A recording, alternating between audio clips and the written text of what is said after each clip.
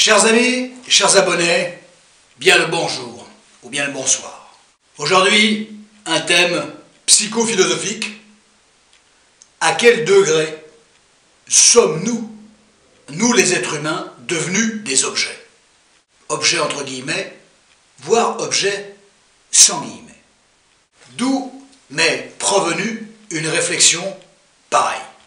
Eh bien c'est simple. Il n'y a rien de simple. Cette réflexion m'est venue à force d'entendre une expression utilisée par l'être humain. Il y avait plein de signes, mais néanmoins c'est cette expression qui m'a fait dire, mais sommes-nous devenus des objets? À quel degré sommes-nous devenus des objets? Bien sûr que nous sommes des êtres humains, mais un être humain qui adopte parfois, me semble-t-il, un fonctionnement ou un langage, mais surtout un langage d'objet, du moins que l'on pourrait rattacher à un objet. Ce qui est intéressant, c'est ce que disait Lacan, c'est pas ce que les gens racontent, c'est la manière dont ils le racontent. À juste titre. D'où m'est provenue cette réflexion, je ne cesse d'entendre,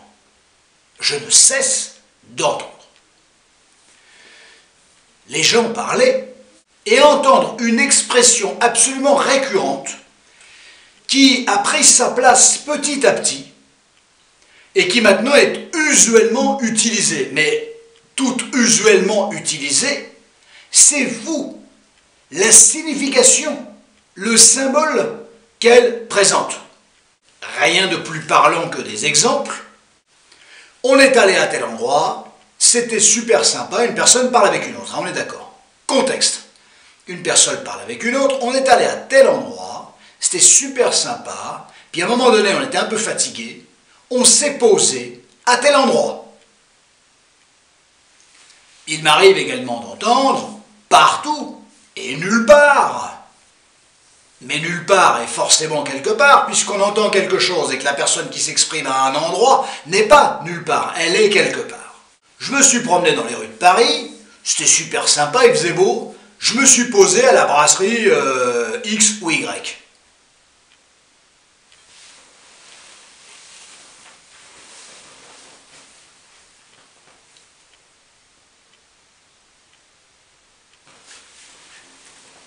En mon fort intérieur, je me suis dit, mais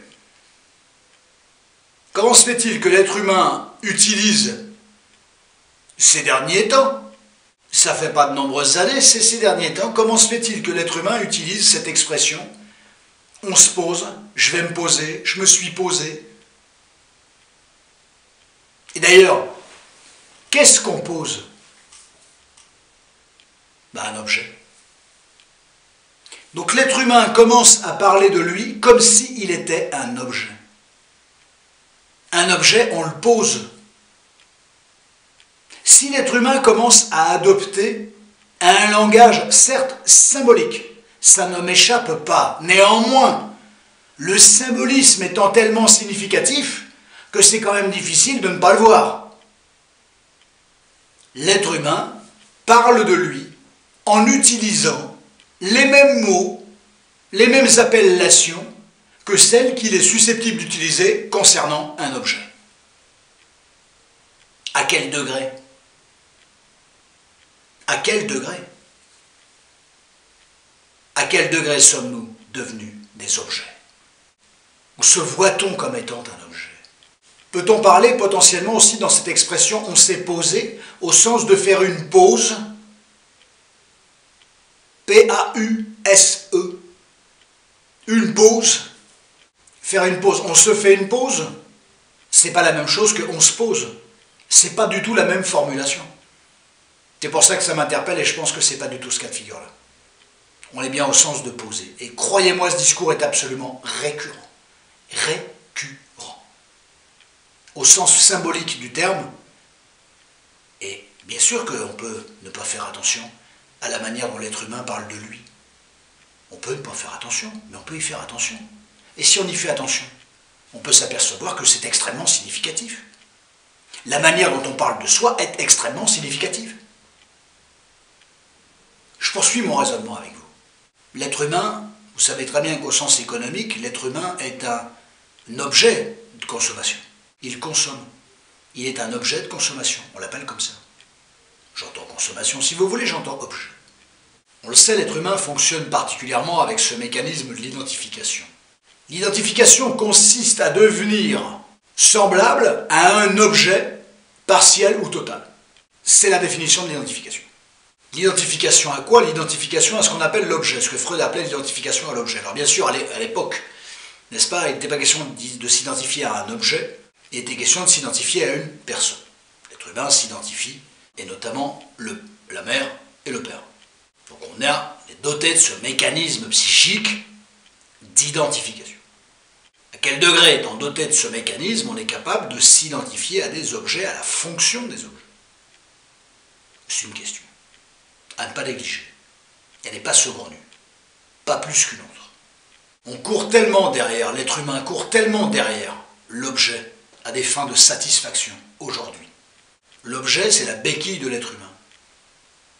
Moi, je pense que la béquille de l'être humain, ça doit être lui-même, l'être humain, bien sûr, se soutenir par soi-même, mais je pense que si tant est qu'on ne parvienne pas à le faire, parce que bon nombre de personnes sont fragilisées, la béquille de l'être humain, c'est une béquille affective qui repose sur l'être humain.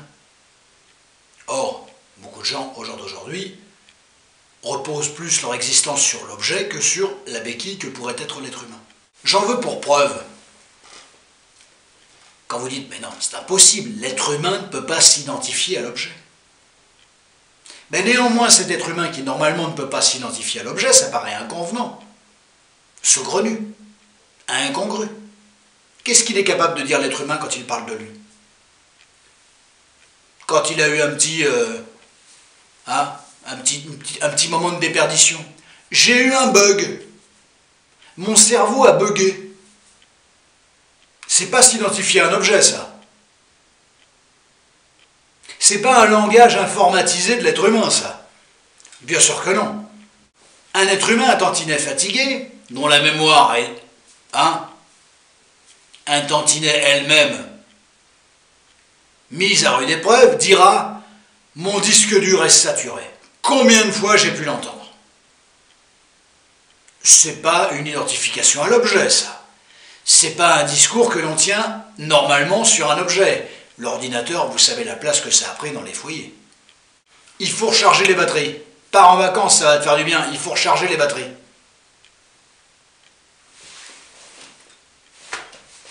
J'ai pas de batterie. J'ai des poumons, j'ai un cœur, j'ai tout ce qui s'ensuit, mais j'ai pas de batterie. Et il est où le fil électrique pour aller me recharger Ça m'intrigue beaucoup, ça m'interpelle beaucoup. Lorsqu'on ne s'apprécie pas particulièrement, comme qui dirait, l'être humain aurait quelques soucis d'estime de lui-même, de confiance en lui, de valorisation de lui, d'image de lui-même, pour faire court. Quand il se laisse happer, bouffer pour ne pas dire, par quelqu'un d'autre, il devient l'objet de l'autre. À quel degré l'être humain est-il susceptible de devenir, se vit-il comme un objet? Lorsque quelqu'un ne se respecte pas et se laisse écraser par l'autre, bouffer par l'autre, ne se positionne pas, subit, encaisse, il devient ipso facto l'objet de l'autre, au sens symbolique. Le symbolisme, c'est tellement important, le symbolisme. Le symbolisme, l'être humain parle symboliquement de lui comme s'il était parfois un objet. On se vit à la mesure dont on se parle, dont on parle de soi. Avant, la référence, c'était la personne. Maintenant, la référence, c'est l'objet. Avant, c'était la personne qui était importante. Maintenant, c'est l'objet qui est important. Il n'y a personne ce soir à la maison, c'est pas grave, il y a Netflix. Les choses ont considérablement changé. Netflix, c'est un objet. L'objet de satisfaction, aujourd'hui, c'est l'objet. C'est moins les personnes, c'est plus l'objet. Oui, les personnes, c'est important, mais tout aussi importantes les personnes soient-elles, il me faut l'objet. Le téléphone portable, l'ordinateur, les séries Netflix, peu importe, il me faut l'objet. La tablette, peu importe. L'objet de jouissance, l'objet réparateur, à son contact, l'être humain, le cerveau de l'être humain déclenche des sécrétions cérébrales apaisantes à la mesure dont l'objet lui-même est apaisant. Les sécrétions sécrétées, c'est le cas de le dire, par l'aspect neurologique, hormonal, sont-elles comparables à la prise d'une substance style drogue? Ben, c'est très proche. On ne va pas rentrer, je referai une vidéo bientôt sur l'addiction, mais on est effectivement proche de ça, on est dans les prémices. Regardez la manière dont les gens sont arrimés, enchaînés à leur téléphone portable. Je sais bien qu'il y a toute notre vie dans un téléphone portable aujourd'hui, mais l'objet est là, il y a quelque chose d'apaisant, espèce d'objet contraphobique, espèce de doudou. Les gens perdent leur téléphone portable, j'entends bien qu'il y a énormément de choses dans un téléphone portable, c'est la déperdition. Indépendamment des informations qui sont dans le téléphone portable, à quel degré effectivement l'objet occupe le point central de la vie de l'être humain au jour d'aujourd'hui. L'ordinateur portable, le téléphone, ce sont aujourd'hui des objets thérapeutiques. Ils sont là, ils apaisent. Et ils permettent en plus de s'apaiser parce que vous pouvez dessus regarder, faire des séances de sophro, des séances de relax, des séances de méditation. Voilà, votre téléphone vous transporte, votre téléphone il vous envoie loin. Vous regardez vos photos, vous regardez des vidéos d'endroits loin, les îles, la mer, tout est accessible via l'œil, l'écran, tout de suite. Avant, tu voulais voir la mer, il fallait te déplacer au bord de la mer, c'est le cas de le dire. Voilà, au pire, il fallait ressortir ta vieille caméra Super 8, faire les branchements, machin, il avait pour un quart d'heure à tout installer. Maintenant, tu vas sur ton téléphone, YouTube, génial YouTube, hein, hop, la mer, vue de la mer, bruit de la mer, et 5 secondes après, 10 secondes après, t'as la mer, t'as le bruit de la mer. Tout de suite. L'objet, via l'objet, par l'objet, dépendant de l'objet. L'être humain est tellement dépendant de l'objet qu'il en devient lui-même quelque part un peu objet. Tiens, pour conclure finalement d'une certaine manière cette réflexion. Les applis, les sites de rencontres. X rencontre Y, et Y se veut rencontrer X. X souhaite effectivement subvenir à ses besoins quels qu'ils soient et tenterait plus ou moins de faire venir Y vers sa juste réflexion, son juste désir. Y, pour ne pas dire, pourrait avoir le même désir, les mêmes intentions, d'une autre manière, mais les mêmes intentions. Qui est l'objet de qui? L'être humain, à quel degré est-il devenu, devient-il un objet? À quel degré accepte-t-il d'être l'objet de l'autre? L'objet de la jouissance de l'autre, l'objet de la pulsion de l'autre, l'objet du désir de l'autre. À quel degré, en étant l'objet du désir de l'autre, fait-il de l'autre son propre objet? Comment les êtres humains se débarrassent? On en parle souvent sur cette chaîne. Telle personne ne voulait plus entendre parler de moi, telle personne m'a mis de côté, mis à l'écart, ghosting, silence radio. Je me débarrasse de toi, après t'avoir savamment utilisé ou parce que je n'ai pas pu t'utiliser, comme un objet, et effectivement, je ne te considère pas, je ne te parle pas, et je fais un silence radio ou un ghosting. Je te jette comme un objet. Il m'a jeté comme un objet. Mais tout en étant humain, l'utilisation, entre guillemets, de l'autre à des fins personnelles pourrait renvoyer les relations humaines au jour d'aujourd'hui d'objet à objet. D'utiliser l'autre. Cette vision utilitariste, comme je l'avais dit dans une vidéo, consumériste du rapport à l'autre. Quand l'être humain ne va pas forcément bien, pour ne pas dire pas foncièrement bien, comment résout-il sa problématique? Par l'objet. Par l'obtention de l'objet, par le rapprochement de l'objet. Plus forcément besoin d'utiliser la mécanique qui caractérise l'être humain, notamment la parole.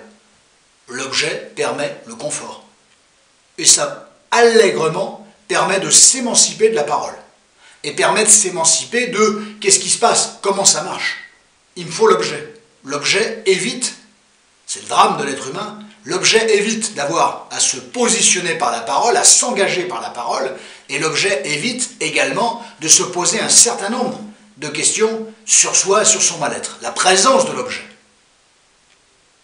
Donc plutôt que d'être dans la recherche de compréhension des choses, et plutôt effectivement que d'être dans le culte de l'utilisation de la parole, pas pour parler de la pluie du beau temps, mais de notre ressenti, effectivement l'objet permet d'éviter de se confronter à ça. Regardez les gens qui vont par exemple dans les restaurants, c'est assez effarant ce qu'on regarde.